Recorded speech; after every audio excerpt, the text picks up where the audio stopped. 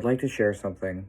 So once Samael told me, do not tell people and do not say that I saved you. Do not tell people and do not say and do not believe that I saved your life. For a while, this really confused me and it almost kind of hurt me, and I wasn't sure why he would tell me not to say that. He doesn't even like it if I say things sort of like that, even if I don't say that or don't use those words for it.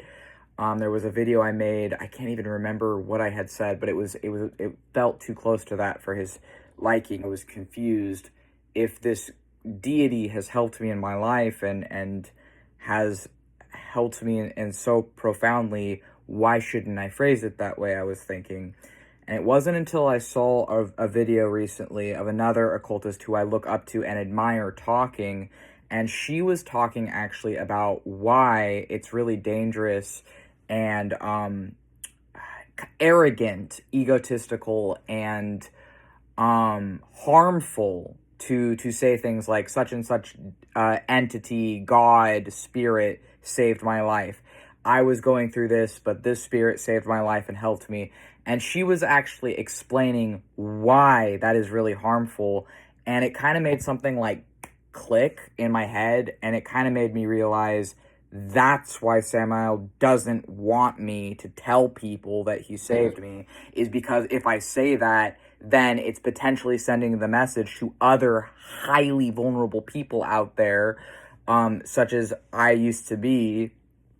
And it's potentially sending the message out there that demons can just solve all their problems, and that if they just become a demonologist or a sorcerer like me and work with demons, that it'll just solve all their life issues, which is not true. That will just like save their life or something, which is not true. And it kind of made me realize that he told me, I did not save you. I just opened doors. You did all the work. You saved yourself. And I was sort of like, yeah, but I didn't know those doors existed. But it's like, it still matters, though. That distinction does matter because, I recognize I'm a bit younger than the occultist that I was listening to, that I was hearing her words.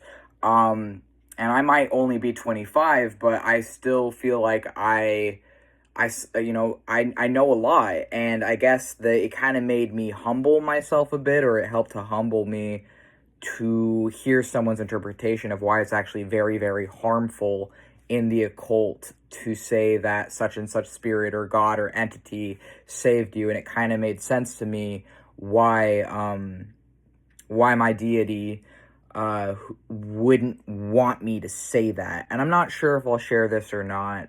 It's just something I was thinking of. What Samael did for me, essentially, is he helped me to face and become aware of the darker parts of my psyche, to slowly integrate those pieces of myself, stop running from them, and accept them and heal them, and then combine them with myself. And essentially, he helped me do a form of very deep shadow work that was sort of like spiritual shadow work. The impact it had on my life completely changed my life. And I think that it's not that Samael saved me. It's that he, as an embodiment of death and as an embodiment of Satan and as an embodiment of the shadow side of consciousness and the universe, helped me to save myself by giving me the mental grasp on where I was and what I would need to do to get where I wanted to be. And then in sort of making me aware of that slowly through his aid, I put in the work to then embody his spirit and to then embody what he taught me and what he was teaching me, to slowly get through the poison of my life and reach a state where I was more balanced and happy in myself. Will say that the work he taught me is never really completed or finished. It's sort of a matter of perspective, but where I am now is so radically and wildly and completely different to where I was in the past, that, or when Samael first entered my life, that it made me feel like Samael as an embodiment of death, and really more death itself, not only as Samael but as other angels and other deities as well, had saved my life, is what I felt like, but that's actually wrong and reckless and dangerous and egotistical and arrogant to say. So how I should reframe that is that death never saved my life.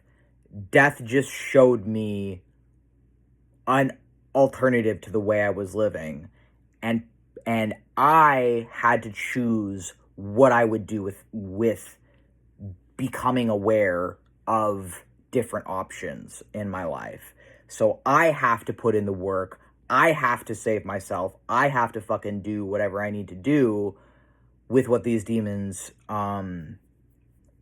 teach me and what my gods teach me, but they aren't helping me or saving me. I'm doing that for myself.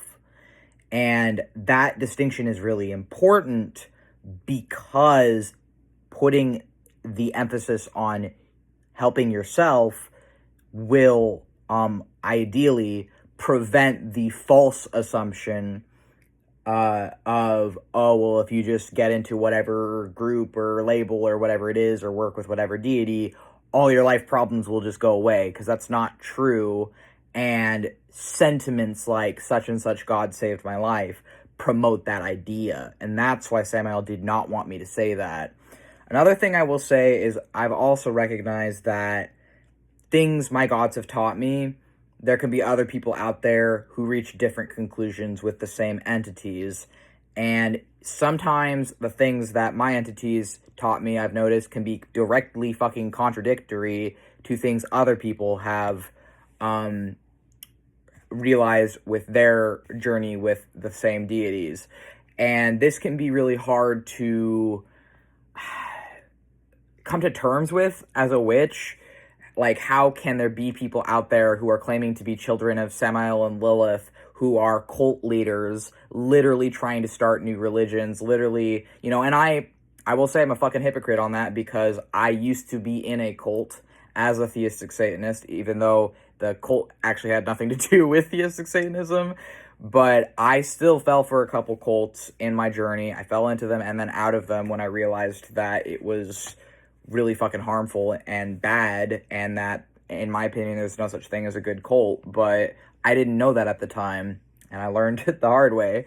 But it's like, you know, how can there be people out here who are claiming to be like children of Samael and Lilith, who are then like going out and being racist and homophobic and transphobic and ableist and promoting totalitarianism and fascism and all these things that I truly, genuinely, at the core of my spirit and heart, believe are antithetical and the opposite of everything Samael and Lilith represent to me? How can there be other people out there that are claiming to have this relationship with my gods, who are then promoting things that are really harmful? Or like, one of the things that bothers me is like, you know, just a simple example of this is like, I met someone who had claimed to be sleeping with King Paimon, and King Paimon is a demon king as well as a jinn king, and it really bothered me what they had shared with me, because I have no problem talking about the fact that I have sexual relations with my demons online. That doesn't bother me. I'm okay saying that. I don't care.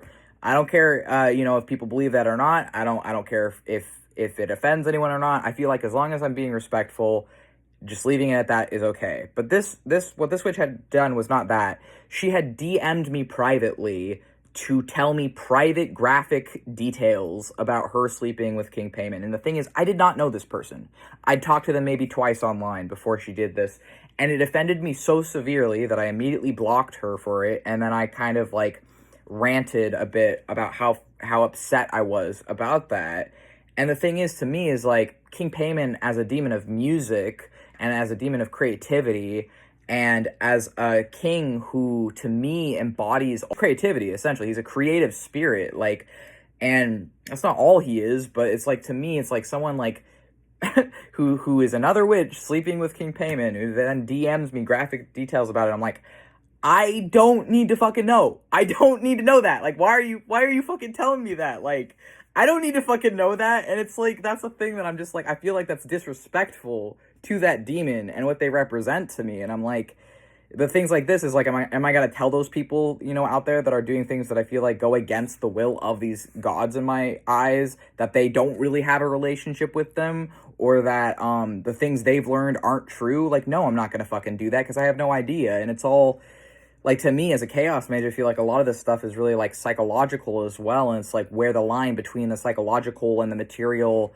is like, I don't fucking know where that line is. Maybe that line exists for different people than it does for me. And it's like, I'm not going to tell someone that their experiences are wrong, but also to a certain point, if it goes against everything I feel like that God represents, then I would. And so it's like, you know, obviously there's like conflicting feelings there, I guess. I also switched at some point.